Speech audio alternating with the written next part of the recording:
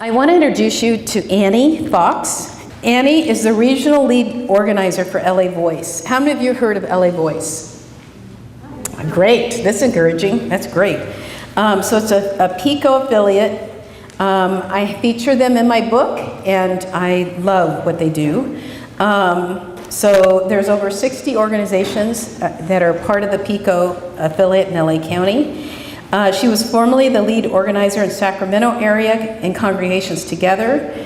She was originally from New York City, so you probably know about the Nehemiah housing and all of that. She began her career as a union organizer in Boston and has a Baptist mother, a Jewish father, and was called to interfaith organizing through a Jewish organizing fellowship in 2008. So I want you to give a big welcome to her. She's going to talk to us about kind of how to build that relational power needed to get this work done.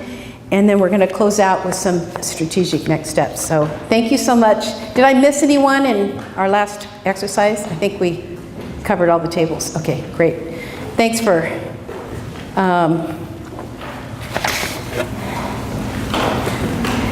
being willing to be here this full day. I know it's a lot, but I've tried to break it up so we're doing some different exercises and different speakers. So.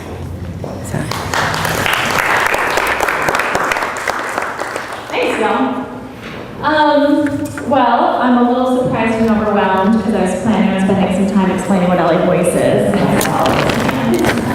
But I do think it's worth naming. LA Voice is a network of about 55 congregations here in Los Angeles County. Congregations that come together to do what we call prophetic advocacy, lifting up a prophetic voice to name the truths in our society that often our neighbors don't want to see and don't want to deal with. And we believe strongly that congregations throughout the millennia have usually been the experts at providing services to our needy neighbors. We've seen that with housing the homeless, feeding the hungry, protecting the immigrant, taking care of youth, but that often we have been intimidated out of the role of calling out the structural pain that causes those injustices. Bishop Donaldo Camera once said, "When I give food to the poor, they call me a saint. When I ask why the poor have no food, they call me a communist." But we know that if we are not asking why there is so little housing in the state of California, we're never going to solve this problem. And it was very interesting to me to hear the city manager of Monrovia today talk about how there just isn't enough supply. There isn't enough supply, but then to point out a lot of the advocacy bills that are moving through Sacramento would increase supply by taking out all of the local protections that allow us to mandate that some of that housing be affordable, that take out all the protections that say some of that housing has to serve the homeless. So it's very tricky how we do these things. I also just talking about the structures about why there is such a shortage of housing. I think it's important to think about the history of redlining in our state, across the country, obviously, in terms of who was able to get homes and who wasn't. But also, it's a very interesting history here. Who here has heard of Prop 13? Most people know about Prop 13, right? So one of the interesting results of Prop 13 that we don't talk about very much is that because Prop 13 made property taxes in California so low, the lowest in the nation for both corporate and privately owned homes, it meant that cities, in order to get revenue, had to depend on sales taxes, which means we are one of the most underzoned states for residential housing in the country. And so this law that is 40 years old, that I don't think we think of as the source of what's causing our problems today, is actually intricately connected. But I'm not here to be the policy expert, I'm here to talk about how we actually make these changes. So it was really great this morning to have Rudy from Blessed Sacrament, because I actually wanted to start this work by talking about Blessed Sacrament. Many of you may know Blessed Sacrament is a Jesuit Catholic parish in Hollywood that about 15 years ago having had a long history of serving the homeless in the community, did the amazing work, as he said, of turning what was, I always want to say a nunnery, and I know that's not what you call it, a convent, thank you, into a service center for homeless folks in Hollywood. I also just want to name, a lot of what we need to do is change the way our neighbors think about homeless folks, right? And so one of the things that we want to do as advocates for homeless folks is to call them folks, right? Even today as we've been talking about this, I've heard us talk about the homeless, right? But we got to remind our neighbors, these are our neighbors. These are our friends, these are our clients in some ways, who are experiencing homelessness at this point in their lives. So folks in Hollywood were realizing that not only was there a huge outbreak of homelessness on their streets that was quite visible, that we've all seen in the news today, but that actually their congregants were all getting pushed out of the community. You guys all know the history of what's been happening in Hollywood. It was getting more and more expensive to live there. People were getting kicked out of buildings as they were getting renovated into new condos to house yuppies like me, right? And so what they started doing was advocating to mandate that these new buildings include inclusionary housing, just like what we've talked about a lot today. And long story short, over the course of various campaigns over several years, they were actually able to get 400 units of affordable housing built in the neighborhood of Hollywood, which is pretty amazing, right? Who here would feel like I did a good thing for homelessness if I got 400 units of affordable housing built? I would hope you guys would all feel really good. That's a pretty big deal. What do you think happened to Hollywood? What do you think happened to their congregants? Would you say property value? Property value still went up. What happened to rent? Still went up, right? So that even in all of the work they did to win units, 400 units, which is a big win, they realized that they still had to think bigger. Which is why this network of churches that they had built in Hollywood, it was called Hollywood Together or something like that, they decided that actually there was a Jesuit church on the east side that was part of another local church organizing network. And then there was also a local interfaith network in South Los Angeles.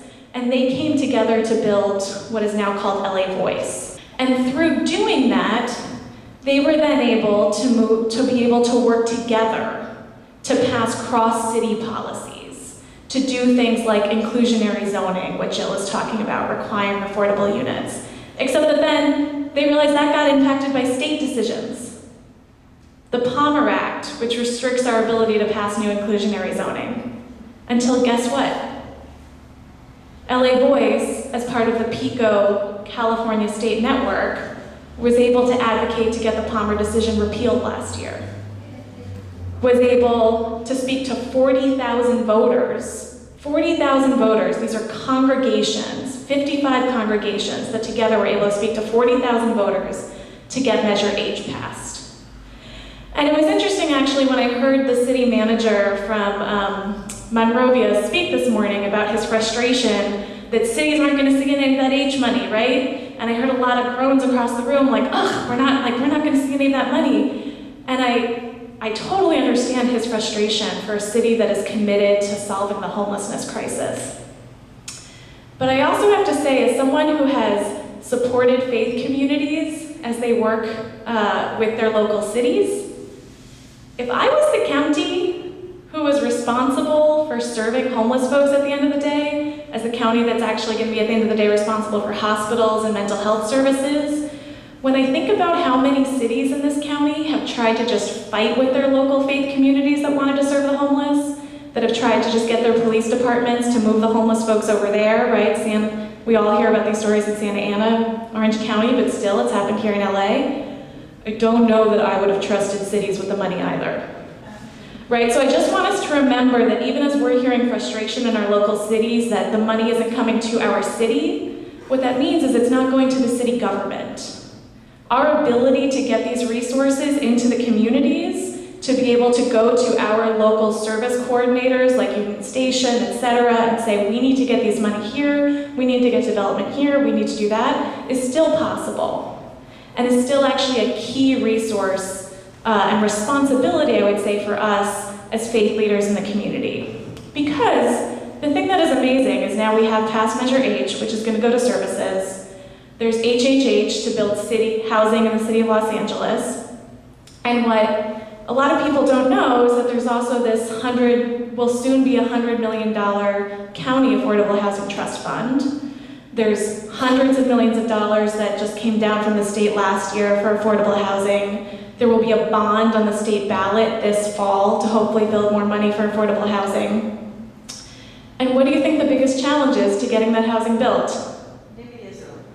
NIMBYism, our neighbors, right? And I would say that a lot of us, it's going to be really tempting to go march to our city councils really frustrated, be like, why can't we get this built? We have the lot. And the reality is, because they are right, the voters tend to take them to task. So my challenge to congregations in the next few months is two things. Is one, that we have to continue to look upstream to reform Prop 13, to get this bond passed, that there's still a lot of upstream initiatives we need to pass. And second, to look not even in our backyards, but in our pews. That we need to be going to our fellow congregants and talking to them about why affordable and supportive housing makes our neighborhoods safer. I think that video that Jill showed is so amazing and basically needs to be shown in every congregation across the county. How do we have conversations with our peers and our fellow congregants about what it means to look like to have compassion in our community? Because we know, and I know some of you have heard me say this several times, everybody voted Measure H to get supportive housing built somewhere else. And it is not going to make a difference unless it gets built in our backyards. So what does that mean?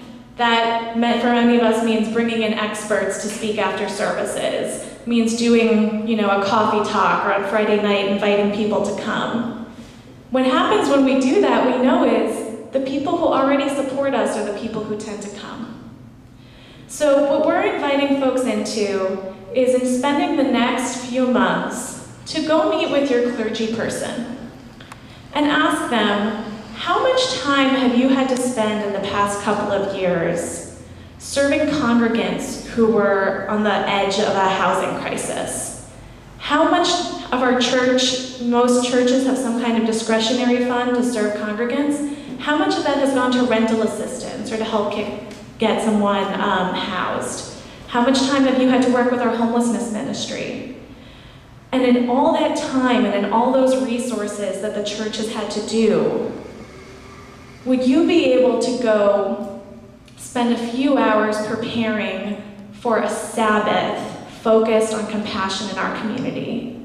What would it look like for you to teach and preach and to say, this Sunday, we are going to dedicate it to conversations about what compassion means in our community and what kind of neighbors we want to be to the homeless folks in our community, and to talk about supportive housing, and to talk about what public safety means in a way that is about caring for people and not caging them, which is what we have done for the last 50 years of our nation. And what would it look like to go to a conversation with other clergy who are thinking about doing the same thing, and to take the time during services, during the sermon time, to ask people to have a 5-minute conversation about their hopes and dreams for their neighborhood and how the homelessness crisis has been impacting them and their community. So I say that because I think often all of us who are driven to this change work are driven to go outside the parish and do activism and go to the community meeting and go to the city council meeting, and that is essential. But it's not always powerful. And if we are not raising up our prophetic voices in a way that is powerful, I'm Jewish, so people may know this is my last day of Passover. I'm so excited to eat bread, I can't even tell you. And for me, one of the most powerful symbols of Passover, you may know, is we put a lamb bone on our plate, which is to represent what? Anyone know? Jesus, the lamb, For Jews, Jesus isn't necessarily part of our Passover tradition, although the lamb is a really important symbol, I know. But it actually represents the lamb's blood that Jews put on their door to keep God's angel, to tell that angel to pass over our door because he was going to slay the firstborn of the Egyptians who were oppressing us. But the rabbis teach us that putting that lamb's blood on your door was also the Jews' way of saying, I am in. I am leaving Egypt tomorrow if you will go with me. And it was their way of boldly saying to each other, I am with you, I am together. Because actually, Moses and Aaron were given to the people of Israel to organize them. Because they could not lead a powerful movement for liberation. They could not be God's people unless they were actually organized and together. And so what LA Voice has been doing, is actually teaching people how to have these conversations with your fellow congregants. How to not just talk about the policies and amazing things we've heard today, but to talk about what is it we want for our neighborhood? What is the change we want to see? What are the stories? How to tell that story, and how to involve your clergy in that important work of teaching and preaching. So I have with me today some guides actually on just how to talk about supportive housing with your neighbors and how to do outreach on it. In the next 2 to 3 years, we are not going to be talking about how to use HHH money to build supportive housing in San Gabriel Valley, but there are a lot of other funds we're going to be using to talk about it. We are going to be talking about how to reform Prop 13, and there are amazing women like Beatriz Sandoval. I always love to tell this story, and then I bet I have to wrap up, right? Yeah. 3 years ago, Beatriz lives in Baldwin Park, and the people of Baldwin Park decided to do a candidates forum for the supervisor candidates for this supervisorial district. Because as we know, it is not okay for churches to endorse candidates, right? It's outside the zone of what congregations can do. But it is absolutely okay for congregations to say, these are the values of our community, and we want you as candidates to commit to these 5 platforms. And so Baldwin Park, Beatriz, organizing with her pastor, made announcements at every single Mass. They have 15 Masses at St. John the Baptist, so it was pretty incredible. Every single Mass, we need you to come show what the people of Baldwin Park care about, what the people of San Gabriel Valley care about. And so they invited the candidates for the supervisorial district, and they said, we want you to commit to educating our children and holding the school boards accountable throughout the city, the county. We want you to commit to protections for immigrants, and we want you to commit to the county committing to affordable housing. So we had congregations across the county come together and do candidate forums like that in 4 of the 5 supervisorial districts. 3, sorry, the ones that were up for election that year. Every single one that was up for election. And we got commitments from all of the winning candidates to affordable housing. And that is part of what led us to win the Affordable Housing Trust Fund. That's the first time the county's ever done that. And that is part of what led us to being able to push for Measure H. So it's also about us coming together and thinking creatively about our power as the church. This year, you guys may know, is the 50th anniversary of the assassination of Dr. Martin Luther King. And it's also the continuation of the Poor People's Campaign, which is what he was campaigning when he passed away. And I would argue that this work we're doing right now, it actually is technically the state of California's, one of their key platforms, is getting affordable housing built. And this is work that was always led by the faith community, must be led by the faith community, or it will be lost. But it's about us going in and having hard conversations with our congregants. So come talk to me if you're interested in doing that.